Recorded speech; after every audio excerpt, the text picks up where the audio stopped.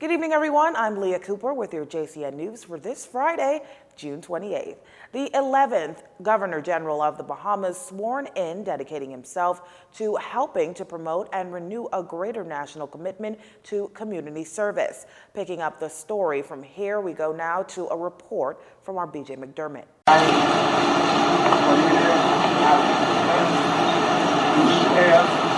That I will be faithful and bear true allegiance to Her Majesty Queen Elizabeth II, the heirs and successors, according to law. So help me, Lord. The voice of Cornelius Alvin Smith taking the oath of office as the 11th Governor General of the Bahamas, the highest office in the land. A son of Snow Hill, Long Island, and longtime resident of Grand Bahama, the former educator, business consultant, cabinet minister, and diplomat arrived in Parliament and Rawson Square only moments after Dame Margaret Pinling did the final inspection of honor guards, followed up by a ceremonial 21-gun salute and a final wave goodbye before leaving to resume private life. Her successor, having taken the oath, was in turn bestowed the title of Most Honorable and robed as such. Lauding the new Governor General on his accession was Prime Minister Dr. Hubert Minnis, who said, given his long and distinguished public, diplomatic and community service and love of country, he was happy to recommend Mr. Smith's appointment. We look forward to your tenure and the role you may play in fostering national unity and a greater commitment to community service. We are confident that Your Excellency will represent our country with distinction both at home and abroad. We offer you our full loyalty and affection. In his first address as Governor General, Mr. Smith expressed thanks to the Prime Minister and Dame Marguerite for her lifetime of service, including in high office, which he said she executed with diligence, dignity, compassion, and grace. As the Bahamas nears its 50th independence, he called on Bahamians to not only celebrate accomplishments, but its potential. We should also take stock of the road that we must still tread to better promote the values of inclusiveness, civility, fairness, and national harmony. Let us also pledge to renew bedrock values such as altruism, empathy, and generosity of spirit, which are necessary in fostering one Bahamas. Like his predecessor, the new Governor General further pledged to promote national unity, to be faithful to his oath, and to discharge his duties with impartiality. Following the swearing-in, Mr. Smith was chauffeured to his now official residence, Government House. Reporting for JCN News, I'm Berthany McDermott. Now, among the invited guests attending this morning's swearing-in was opposition leader Philip Davis, who expressed hope the new Governor General stays true to his pronouncements and serves the high office as well as Dame Marguerite did. He said the right things, and we trust that his pronouncements today, that he holds true to those pronouncements. I mean, his journey here was a bit of a hiccup because of his premature announcements.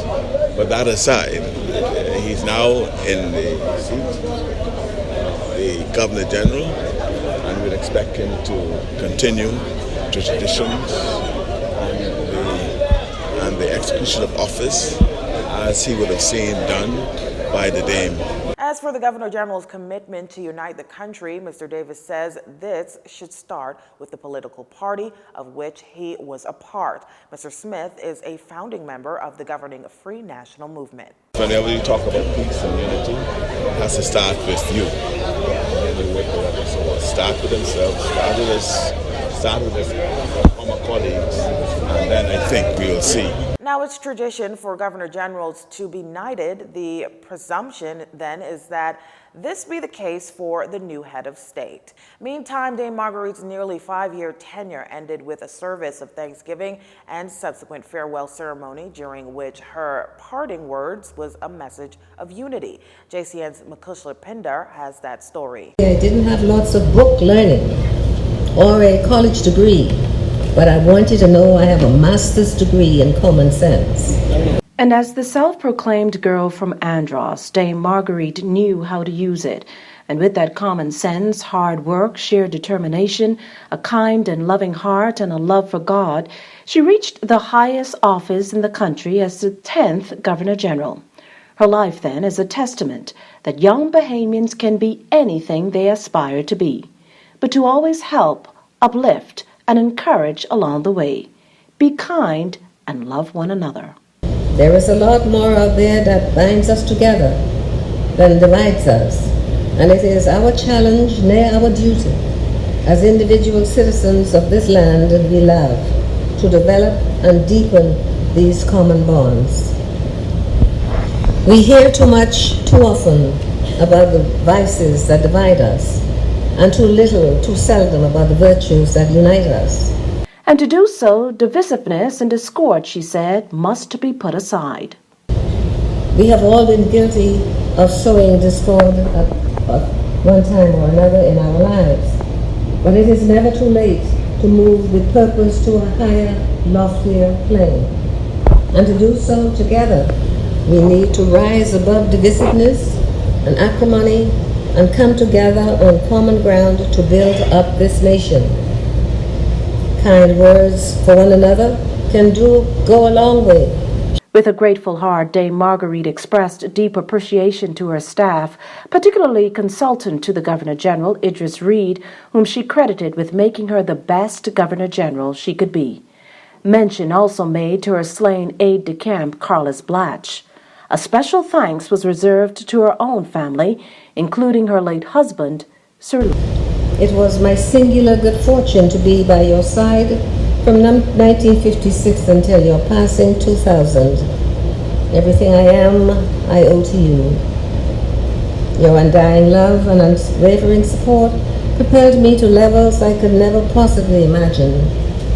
I stand here today as Governor General of the Commonwealth of the Bahamas because of your vision, your determination, and dedication to this great country. Together, we shared many triumphs and many struggles. And I am not sure if I said this to you before you left us, but thank you. I love you and miss you always.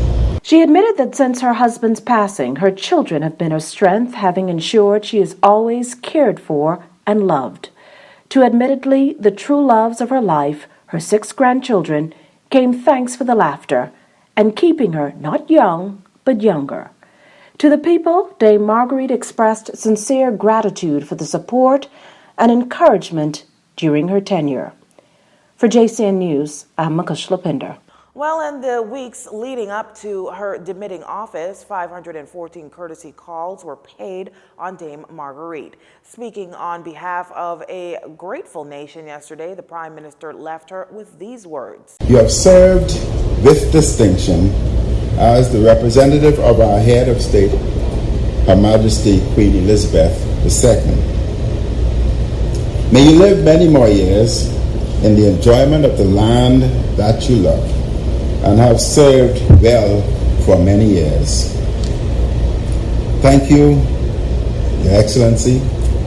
May God bless you. For the PLP leader, Dame Marguerite's personal story is undoubtedly one of possibilities, boundless opportunities, and triumph over at times what seemed unsurmountable odds. As Governor General, you executed your high office with diplomacy, statesmanship, grace, dignity, and neutrality. You lived up to your promise to engage civil society, and you did. When we return, 3 homicides within hours. You're watching JCN News. Stay with us. This segment of the news was brought to you by Alive.